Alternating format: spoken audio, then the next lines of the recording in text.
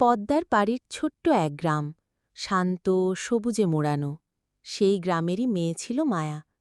চোখে তার যেন নদীর মতো গভীরতা, আর মুখে চিরন্তন এক সরল হাসি।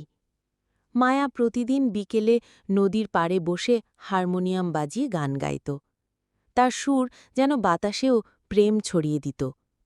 গ্রামের ছেলেরা দূর থেকে শুনে মুগ্ধ হয়ে যেত, কিন্তু মায়ার নজর ছিল কেবল একজনের দিকে, নিলয়ের দিকে। নীলা শহরে থাকত, বছর ২ পরপর গ্রামে আসত নানা বাড়িতে।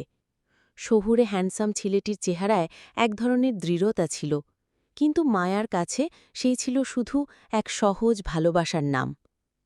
সেই বর্ষার দিনটা ছিল অন্যরকম।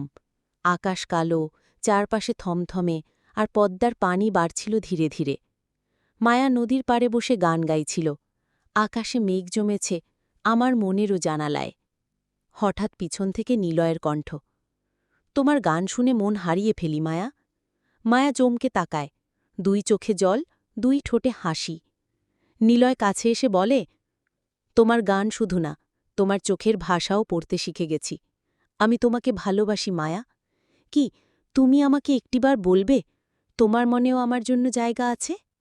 মায়া কাঁপা কণ্ঠে বলে, তুমি ছাড়া আর কারোর জন্য আমার মনে কোনো নদীই বইতে জানে না নিলয়। সেই দিন পদ্মার পাড়ে দুজনের হাত এক হল। আকাশে ঝড় ছিল, কিন্তু তাদের মাঝে ছিল শুধুই শান্তি।